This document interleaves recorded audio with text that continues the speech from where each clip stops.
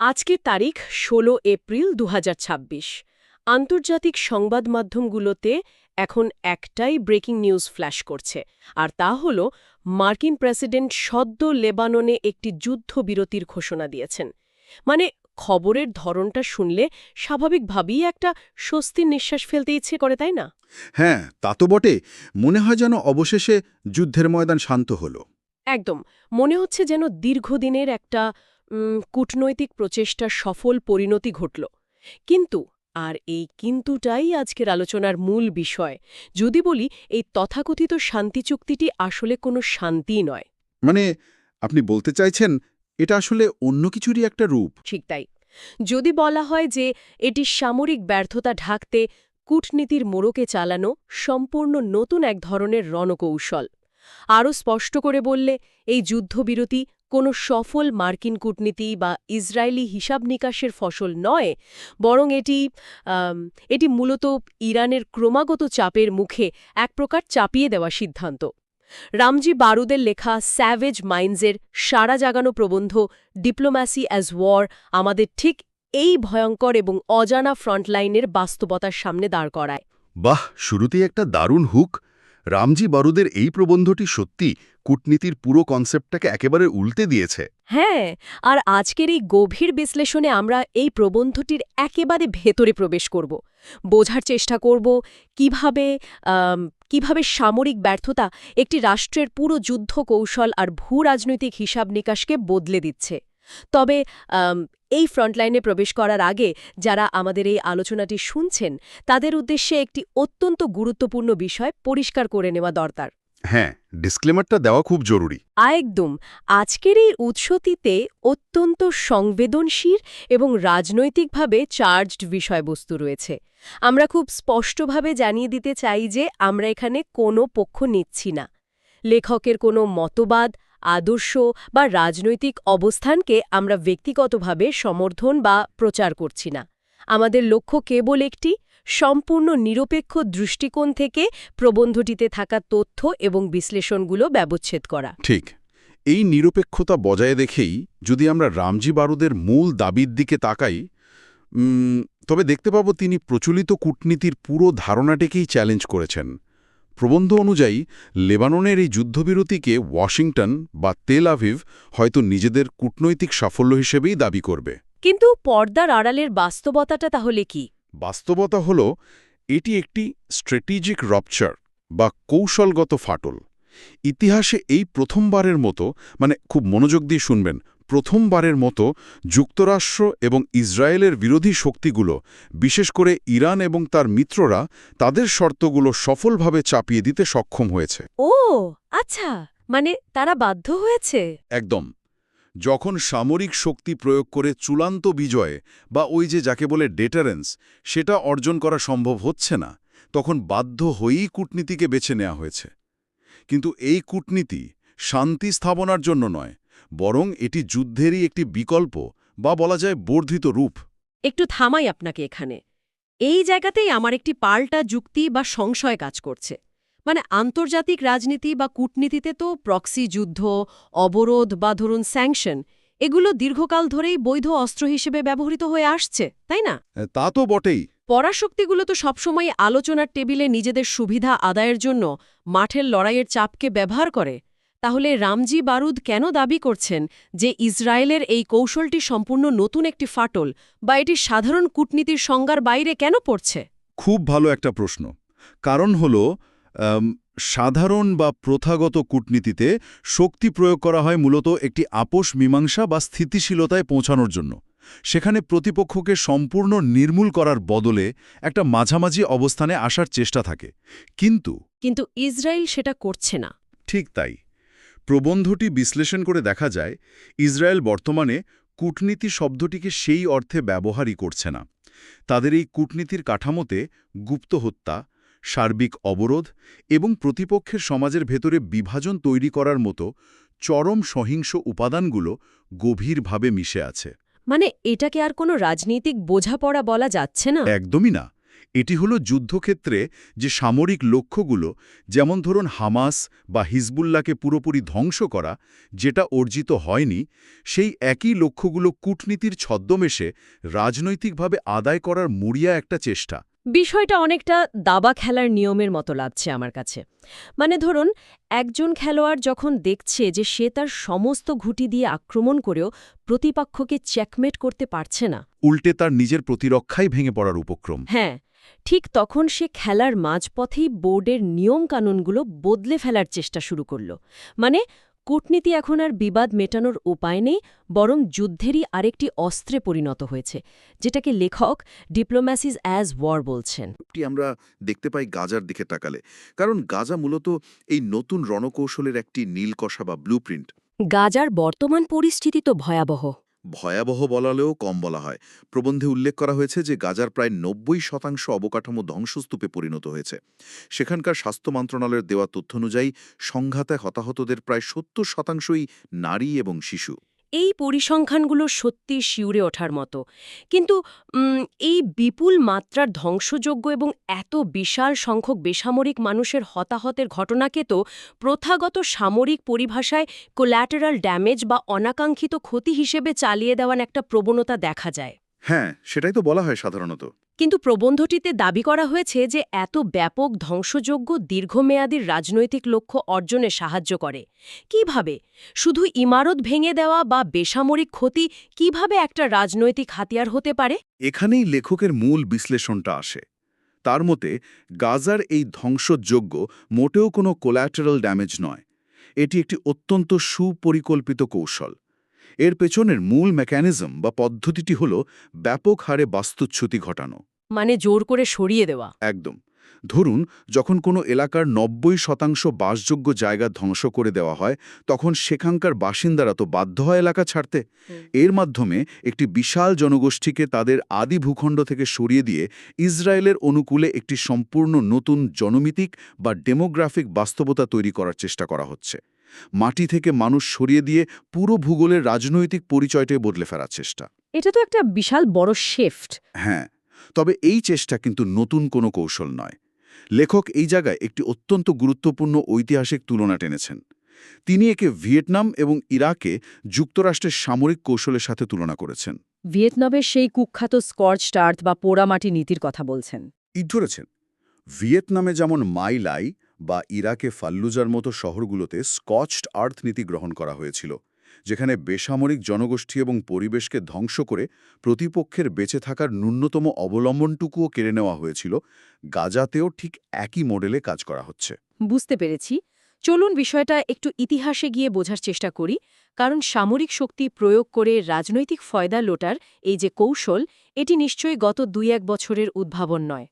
প্রবন্ধটিতে প্রথম ইন্তিফাদা থেকে শুরু করে অসলো চুক্তির দিকে ফিরে তাকানোর কথা বলা হয়েছে। সেখানে ঠিক কী ঘটেছিল যা আজকের এই পরিস্থিতির সাথে সরাসরি যুক্ত? আচ্ছা, ১৯৮৭ থেকে ১৯৯৩ সাল পর্যন্ত চলা প্রথম ইন্তিফাদা বা গণজাগরণের সময় একটি বিষয় অত্যন্ত পরিষ্কার হয়ে গিয়েছিল, আর তা হল কেবলমাত্র পেশি শক্তি বা সামরিক দমনপীড়ন দিয়ে একটি পুরো জনগোষ্ঠীর প্রতিরোধকে চিরতরে স্তব্ধ করা যায় না। মানে পেশি শক্তি ফেইল করেছিল তখন। একদম। ইসরায়েলের ব্যাপক সামরিক পদক্ষেপ সত্ত্বেও ফিলিস্তিনিদের সেই প্রতিরোধ টিকে ছিল। আর ঠিক এই সামরিক সীমাবদ্ধতার প্রেক্ষাপটেই জন্ম হয়েছিল অসলো চুক্তির। একটু দাঁড়ান, অসলো চুক্তিকে তো সারা বিশ্ব শান্তির একটি ঐতিহাসিক প্রতীক হিসেবে উদযাপন করেছিল। নোবেল শান্তি পুরস্কার পর্যন্ত দেয়া হলো এর জন্য। এই প্রবন্ধের দৃষ্টিকোণ থেকে কি বলা হচ্ছে যে সেটি আদৌ কোনো শান্তি প্রক্রিয়া ছিল না? শুনলে অবাক লাগলেও রামজি বারুদের বিশ্লেষণ অনুযায়ী অসলো কোনো প্রকৃত শান্তি প্রক্রিয়া ছিল না। এটি ছিল মূলত একটি কৌশলগত লাইফলাইন বা সামরিক বিরতি। সামরিক বিরতি? মানে একটা পজ বাটন? হ্যাঁ, একটা পজ বাটন। সামরিকভাবে ইসরায়েল যা অর্জন করতে ব্যর্থ হয়েছিল, অসলো চুক্তির মাধ্যমে রাজনৈতিক কাঠামোর ভেতর দিয়ে তারা ঠিক সেটাই হাসিল করে। এর পেছনের পদ্ধতিটা ঠিক কী ছিল? একটা শান্তি চুক্তির মোড়কে কিভাবে সামরিক লক্ষ্য অর্জন করা সম্ভব? পদ্ধতিটা ছিল অত্যন্ত সুকৌশলী। প্রথমত, অসলো চুক্তির মাধ্যমে ফিলিস্তিনিদের রাজনৈতিকভাবে বিভক্ত করে দেওয়া হয়। দ্বিতীয়ত, প্যালেস্টাইন লিবারেশন অর্গানাইজেশন বা পিএলওকে একটি মুক্তি আন্দোলন থেকে বদলে প্যালেস্টাইন অথরিটি বা পিএতে রূপান্তর করা হয়। আচ্ছা, এই পিএ তৈরির আসল উদ্দেশ্য কি ছিল তাহলে? প্রবন্ধের বর্ণনানুযায়ী এই প্যালেস্টাইন অথরিটিকে ফিলিস্তিনিদের অভ্যন্তরীণ নিয়ন্ত্রণের একটি হাতিয়ার হিসেবে তৈরি করা হয়েছিল। মানে বাইরে থেকে সরাসরি সামরিক বাহিনী দিয়ে প্রতিটি রাস্তা নিয়ন্ত্রণ করার যে বিশাল খরচ এবং ঝুঁকি, সেটা কমিয়ে ভিতর থেকেই একটি রাজনৈতিক কাঠামোর মাধ্যমে নিয়ন্ত্রণ প্রতিষ্ঠা করা। বাহ, তার মানে এই চুক্তির আড়ালে একদিকে ফিলিস্তিনিদের প্রতিরোধকে প্রাতিষ্ঠানিক ফিতায় বেড়ে ফেলা হয়, হ্যাঁ, আর অন্যদিকে ইসরায়েলি বসতি স্থাপন আরও দ্রুতগতিতে বাড়তে থাকে। আন্তর্জাতিক বিশ্ব এটিকে শান্তি প্রক্রিয়া ভাবলেও মূলত এটি ছিল দখলদারিত্বকে একটি বৈধ কাঠামোর ভেতরে নিয়ে আসার কৌশল। তার মানে সেই সময়ে এই পজ বাটন বা কৌশলগত বিরতিটা ইসরায়েলের জন্য একটা দারুণ রাজনৈতিক চাল ছিল। কিন্তু এখন এই ২০২৬ সালে এসে আমরা দেখছি এই মডেল আর কাজ করছে না। একদমই কাজ করছে না। ২০০৬ সালের লেবানন যুদ্ধ বা তারপর গাজায় বারবার হওয়া সামরিক অভিযানগুলোতে ইসরায়েল তো চূড়ান্ত কোনো বিজয়ের দেখা পায়নি। ঠিক বলেছেন। ২০০৮, ২০১২, ২০১৪, ২০২১ এবং ২০২৩ সাল থেকে চলমান এই দীর্ঘ সংঘাত, এর কোনোটিতেই তারা চূড়ান্ত কৌশলগত বা সামরিক বিজয় অর্জন করতে পারেনি। বিপুল সামরিক শক্তি প্রয়োগ করা সত্ত্বেও তারা সেটাকে দীর্ঘস্থায়ী রাজনৈতিক স্থিতিশীলতায় রূপান্তর করতে ব্যর্থ হয়েছে। আর এখানেই তাদের রণকৌশলের সবচেয়ে বড় সীমাবদ্ধতা বিশ্বের সামনে উন্মোচিত হয়ে গেছে। একদম। তাহলে স্বাভাবিকভাবেই একটা প্রশ্ন সামনে চলে আসে, যদি এই কৌশল বারবার ব্যর্থই হতে থাকে, যদি চূড়ান্ত বিজয় অধরাই থেকে যায়, তবে যুদ্ধগুলো কেন থামানো হচ্ছে না? নেতানিয়াহু বা বর্তমান নেতৃত্ব কেন এই অবিরাম যুদ্ধের পথেই হাঁটছেন?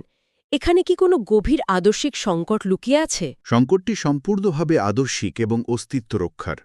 বর্তমান প্রধানমন্ত্রী নেতানিয়াহু খুব ভালো করেই জানেন যে একটি রাষ্ট্র অনন্তকাল ধরে এমন উচ্চ মাত্রার যুদ্ধ চালিয়ে যেতে পারে না। হ্যাঁ, সেটা তো অর্থনীতি আর সমাজের উপরও বিশাল চাপ। ঠিক, কিন্তু কোনো স্পষ্ট এবং চূড়ান্ত বিজয় ছাড়া যুদ্ধ শেষ করার অর্থ হল ইসরায়েলের ডিটারেন্স বা ভীতি প্রদর্শনের নীতির সম্পূর্ণ পতন। ডেটারেন্সের পতন মানে তো বিশাল ব্যাপার। হ্যাঁ, শুধু সামরিক শ্রেষ্ঠত্ব নয়, এই ডিটারেন্সের পতনের সাথে রাষ্ট্রের আদর্শিক ভিত্তি ভেঙে পড়ার ঝুঁকি জড়িত। প্রবন্ধটিতে এই বিষয়টি বোঝাতে জায়নবাদী দর্শনের অন্যতম প্রবক্তা জিভ জাবোটিনস্কির ১৯২৩ সালের বিখ্যাত আয়রন ওয়াল বা লৌহপ্রাচীর তত্ত্বের কথা বলা হয়েছে। আচ্ছা, এই আয়রন ওয়াল তত্ত্বটি একটু ভেঙে বলা দরকার। এই তত্ত্ব কিভাবে একটি রাষ্ট্রের গত ৮০ বছরের সামরিক মনস্তত্ত্বকে নিয়ন্ত্রণ করছে? জাবোটিনস্কি তত্ত্বের মূল কথা ছিল, স্থানীয় ফিলিস্তিনি বা আরব জনগোষ্ঠী কখনোই স্বেচ্ছায় একটি ইহুদি রাষ্ট্রকে মেনে নেবে না, তাই তাদের সাথে আপোষ করে কোনো লাভ নেই। তাহলে সমাধান কি? এর একমাত্র সমাধান হল একটি অপ্রতিরোধ্য এবং অবিরাম সামরিক শক্তি প্রয়োগ করা। এমন একটি মনস্তাত্ত্বিক এবং সামরিক লৌহ প্রাচীর তৈরি করতে হবে যা ভাঙার কোনো আশাই আর প্রতিপক্ষের থাকবে না। মানে পুরোপুরি আশা শেষ করে দেওয়া। একদম। যখন প্রতিপক্ষ সম্পূর্ণভাবে হাল ছেড়ে দেবে, কেবল তখনই তারা নিজেদের ভাগ্য মেনে নেবে।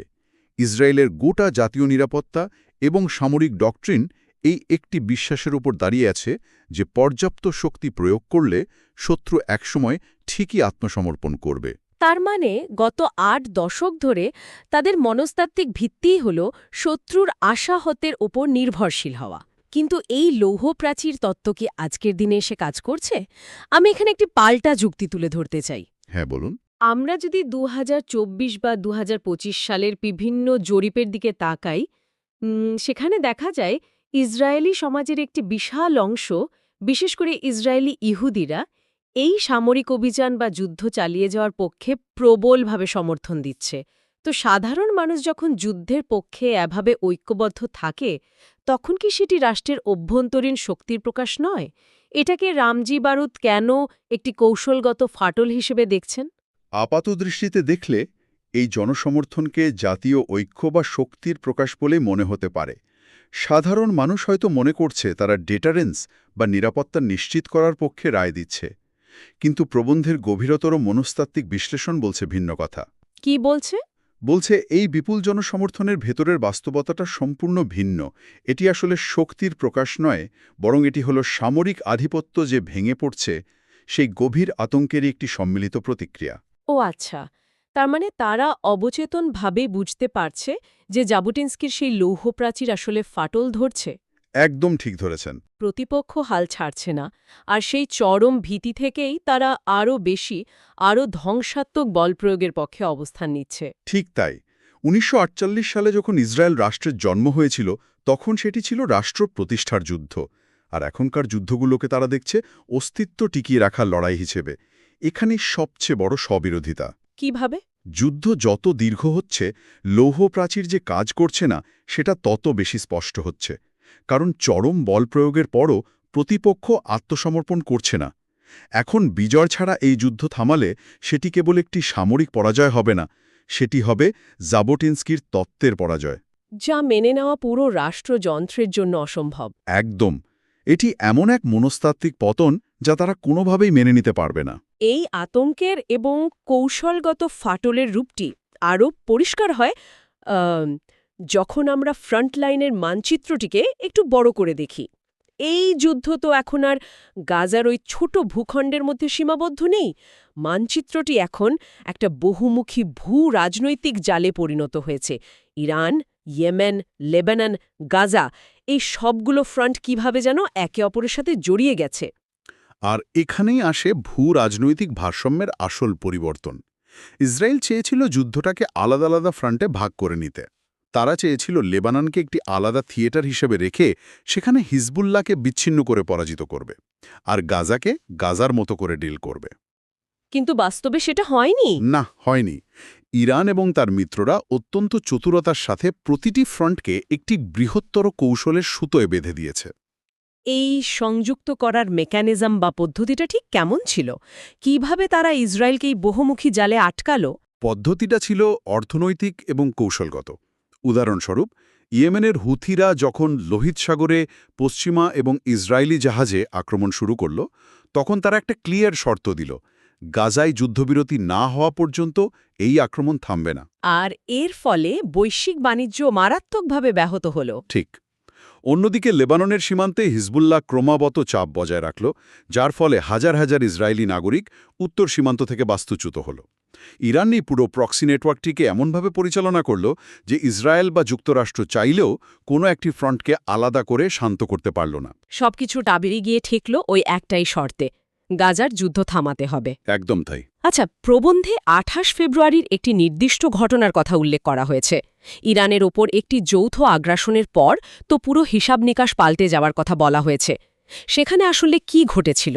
১৮ ফেব্রুয়ারির পর ইরানের উপর যখন ইসরায়েল এবং যুক্তরাষ্ট্রের তরফ থেকে যৌথ আক্রমণের একটি পরিস্থিতি তৈরি হল, তখন পশ্চিমা বিশ্বের অনেকেই ভেবেছিল ইরান হয়তো দ্রুত অস্থিরশীল হয়ে পড়বে। ঠিক যেমনটা ইরাক বা লিবিয়ার ক্ষেত্রে হয়েছে। হ্যাঁ, দ্রুত সরকার পতন বা অভ্যন্তরীণ বিশৃঙ্খলা। কিন্তু সেই প্রত্যাশা সম্পূর্ণ ভুল প্রমাণিত হয়। ইরান পাল্টা সামরিক এবং কূটনৈতিক এমন কিছু পদক্ষেপ নেয় যা যুক্তরাষ্ট্রকে বাধ্য করে একটি বৃহত্তর আঞ্চলিক যুদ্ধের ঝুঁকি থেকে পিছিয়ে আসতে। যুক্তরাষ্ট্র পিছিয়ে আসতে বাধ্য হল। হ্যাঁ, কারণ যুক্তরাষ্ট্র বুঝতে পেরেছিল একটি পূর্ণাঙ্গ আঞ্চলিক যুদ্ধ শুরু হলে হরমুজ প্রণালী বন্ধ হয়ে যেতে পারে, আর সেটা হলে বৈশ্বিক তেলের বাজার পুরোপুরি ধ্বংস হয়ে যাবে। এই হিসাব নিকাশ থেকেই যুক্তরাষ্ট্র এবং ইসরায়েল উভয়েই পিছু হটতে বাধ্য হয় এবং ডিএসকেলেশন বা উত্তেজনা প্রশমনের রূপরেখা মেনে নেয়। ও আচ্ছা। আর ঠিক এই কারণেই শুরুতে আপনি বলছিলেন যে লেবাননের এই যুদ্ধবিরতি কোনো স্বেচ্ছায় নেওয়া সিদ্ধান্ত নয়, বরং এটি একটি চাপিয়ে দেওয়া যুদ্ধবিরতি। একদম। সামরিক শক্তি দিয়ে ইরান বা তার প্রক্সি নেটওয়ার্ককে দমন করার যে মডেলটা ইসরায়েল ভেবেছিল, সেটা পুরোপুরি ব্যর্থ হয়েছে। এবং এই ব্যর্থতা ঢাকতেই তারা এখন মরিয়া হয়ে এমন এক কূটনীতির আশ্রয় নিচ্ছে যা দিয়ে তারা যুদ্ধক্ষেত্রে না পাওয়া বিজয়টা টেবিলের ওপর আদায় করতে চায়। ঠিক বলেছেন। আন্তর্জাতিক নজরদারি ব্যবস্থা, স্থিতিশীলতা রক্ষাকারী বাহিনী মোতায়েন বা বাইরে থেকে চাপিয়ে দেওয়া সরকার ব্যবস্থা, এগুলো সবই সেই ছদ্মবেশী কূটনীতিরই অংশ, যা মূলত ওই ডিপ্লোমেসি অ্যাজ ওয়ার এরই বিভিন্ন রূপ। কিন্তু রামজি বারুদের এই প্রবন্ধের একেবারে উপসংহার যদি আমরা টানি, সেখানে তো স্পষ্ট বলা হচ্ছে যে এই ছদ্মবেশী প্রচেষ্টাগুলোও সফল হওয়ার সম্ভাবনা খুবই ক্ষীণ। হ্যাঁ, কারণ ইসরায়েলি রণকৌশলের যে ৩টি মূল স্তম্ভ ছিল: অপ্রতিরোধ্য সামরিক শক্তি প্রয়োগ, প্রতিপক্ষকে রাজনৈতিকভাবে বিভক্ত করা এবং আন্তর্জাতিক বয়ান বা ন্যারেটিভ নিজেদের নিয়ন্ত্রণে রাখা, তার প্রতিটিই আজ বড় ধরনের চ্যালেঞ্জের মুখে। মানে গত কয়েক দশকের মধ্যে এই প্রথম অন্তত এই প্রবন্ধে উপস্থাপিত বিশ্লেষণ অনুযায়ী ইতিহাসের গতিপথ আর ইসরায়েলের একচেটিয়া অনুকূলে নেই। একদম। পরাশক্তিগুলো যখন আর নিজেদের ইচ্ছেমতো শর্ত চাপিয়ে দিতে পারে না এবং যখন প্রতিরোধ শক্তিগুলো একজোট হয়ে ভূরাজনৈতিক মানচিত্রে নিজেদের অবস্থান ধরে রাখতে সক্ষম হয়, তখন বুঝতে হবে পুরনো বিশ্বের নিয়মকানুনগুলো সত্যিই ভেঙে পড়ছে। দাবার বোর্ডের নিয়ম বদলে ফেলার চেষ্টা করেও যখন কাজ হয় না, তখন পুরো খেলাটার অস্তিত্ব নিয়েই প্রশ্ন ওঠে। সত্যি, আজকের এই সোর্স মেটেরিয়ালটি আমাদের প্রচলিত যুদ্ধের খবর শোনার ধরনটাকেই একেবারে বদলে দিচ্ছে। আমরা দেখলাম কিভাবে একটি রাষ্ট্রের সামরিক ফাটল তার পুরো কূটনৈতিক কৌশলকে ঢেলে সাজাতে বাধ্য করে, কিভাবে একটি তথাকথিত শান্তি চুক্তি আসলে একটি দীর্ঘস্থায়ী মনস্তাত্ত্বিক এবং আদর্শিক পরাজয়ের প্রলেপ হতে পারে। খুবই গভীর একটা বিশ্লেষণ ছিল আজকের। হ্যাঁ, তবে আজকের এই গভীর বিশ্লেষণ শেষ করার আগে যারা এতক্ষণ ধরে এই জটিল ভূ-রাজনৈতিক সমীকরণগুলো শুনছিলেন, তাদের জন্য একটি ভিন্নমুখী চিন্তার জায়গা রেখে যেতে চাই। একটু ভেবে দেখার মতো বিষয়, যদি আধুনিক এই তীব্রভাবে আন্তঃসংযুক্ত বিশ্বে জাবোটিনস্কি সেই আয়রন ওয়াল বা অপ্রতিরোধ্য সামরিক শক্তি দিয়ে ভয় দেখানোর পুরনো তত্ত্ব সত্যিই অকার্যকর হয়ে পড়ে, তবে আগামী দিনগুলোতে পরাশক্তিগুলোর জাতীয় নিরাপত্তার ভিত্তি কী হবে? খুব ভাবনার একটা বিষয়। ভবিষ্যতের যুদ্ধগুলো কি আর কখনো প্রথাগত রণক্ষেত্রে সামনাসামনি লড়া হবে, নাকি সেগুলো পুরোপুরি এই ছদ্মবেশী কূটনীতিক আধারে, অর্থনৈতিক অবরোধে এবং প্রক্সি ফ্রন্টেই লড়া হবে, যেখানে কূটনীতি এবং যুদ্ধ এই দুটি শব্দের মাঝখানে সীমারেখা চিরতরে মুছে যাবে? নতুন এই বৈশ্বিক রণাঙ্গনের এবং ভবিষ্যতে ছদ্মবেশী যুদ্ধের বাস্তবতার রূপরেখা নিয়ে ভাবনার এই খোরাকটি রেখেই আজকের মতো ফ্রন্টলাইনের এই বিশ্লেষণ থেকে আমরা বিদায় নিচ্ছি। এই কৌশলগত ফাটলের দুনিয়ায় হয়তো আমাদের চেনা কূটনীতির সব সংজ্ঞাই এখন পুনর্লিখনের অপেক্ষায়।